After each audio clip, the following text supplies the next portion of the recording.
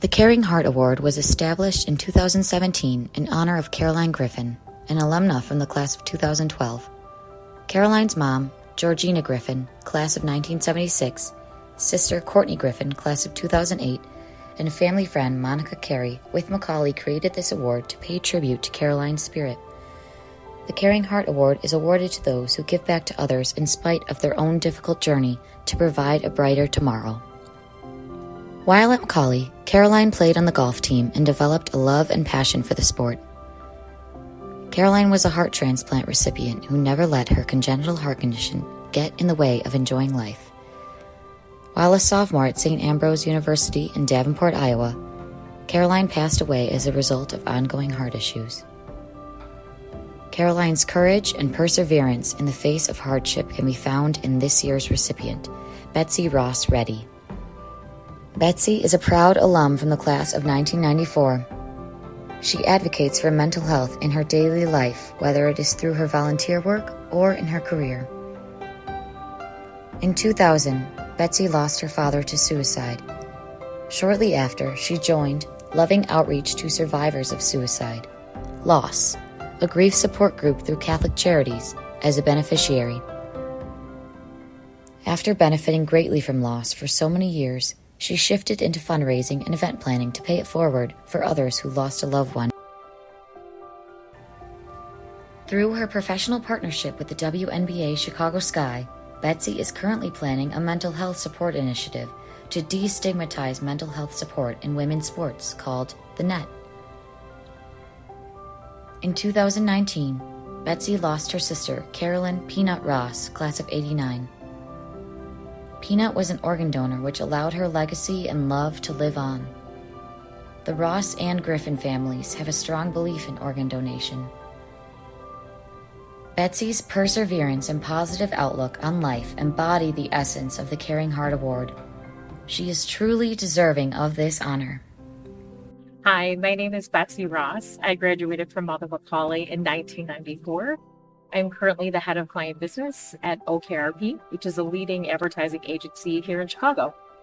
I don't think it was until later in my life and into adulthood that I realized how important my time at Mother Macaulay was, how important all the friendships were that I made all the time in between classes, in the cafeteria, before the bell rang, all those little moments and stories and laughs and pieces of what I believe made me who I am and a lot of my girlfriends who they are. I think one of my favorite early memories of coming to Macaulay was realizing that as the youngest of 5 girls and 4 sisters who had already come through these halls, I had an advantage because a lot of the faculty and staff already knew who I was, which was wonderful. But I also had an extra kind of nudge to introduce myself and sort of carve out what my experience would be like at Mother Macaulay as well. I think one of my favorite activities, and I still talk about it with my kids, was being a part of Macaulay student government. It was a time where we talked about what we really wanted to do and what we wanted to impact. And of course, some of it was a little bit more lighthearted, but some of it was a little bit more serious. But I think it was the first time that I ever got the sense of leadership and working with other people to try to make something happen. One of my favorite memories upon graduating from Macaulay is after my dad paid for 5 of us to come through here. You can imagine he was a little excited. So he took my senior year graduating report card, which I'm sure should have had higher grades on it. And he wrote the last one and he underlined it multiple times. And then he put like 5 exclamation points. And then he sort of put the date and he put the last tuition payment ever. And for some reason, this report card has traveled with me through living in the city, through living at my mom's before I got married, to multiple homes with my husband. And I always think about this report card and I think, why don't I put it in a frame? Which I think after this experience, I'm absolutely going to do so. In 2000, I lost my dad to suicide. it was one of the biggest shocks of our lives.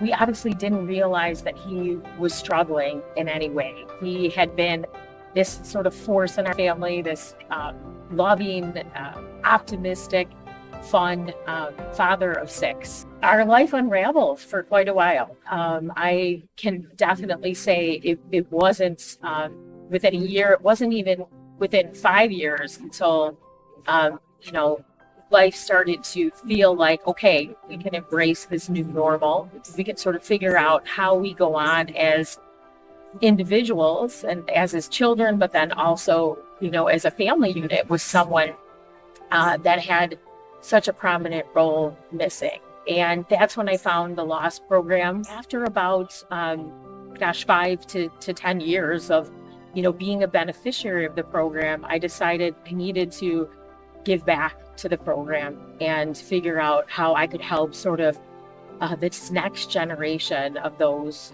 experiencing that unimaginable loss. And so I moved into fundraising and being a part of planning their annual fundraiser, being a part of reaching out to the community of loss, obviously those that had, suffered a loss from suicide.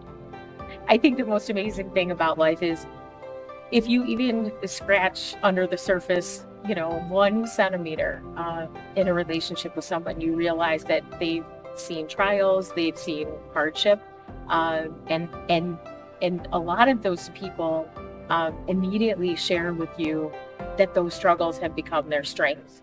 And I think I've gotten such power and such fuel in my life of not sharing in negativity and not sharing in hard times, but sharing in those struggles that did become the points of strength, and sort of moving forward from those, and then sort of helping others move forward as well.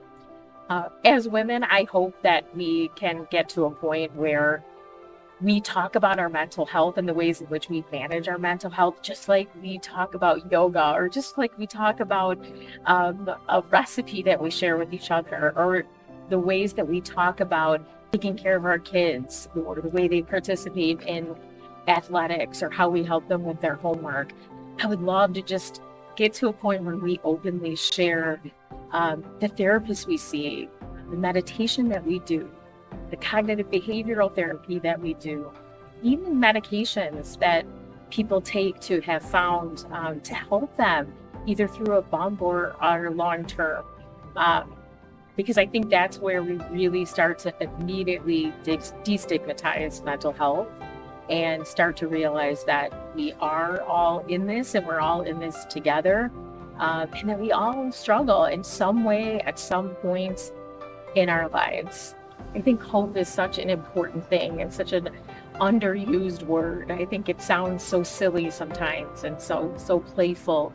But I think if you can find the hope in any moment or any situation, I think that is like the one thing that is really going to carry you through. I lost my sister Carolyn, who graduated from Mother Macaulay in 1989. I almost forgot. Carolyn, Peanut was her nickname, was just an absolute force in these halls. She was a huge advocate for women's soccer at a time when women in the sport of soccer weren't always said in the same sentence. Losing Carolyn was one of the most difficult situations in my life and my family's life, along with losing my dad. But we got to a point in her illness. She suffered from pneumonia and acute respiratory distress in a very short amount of time.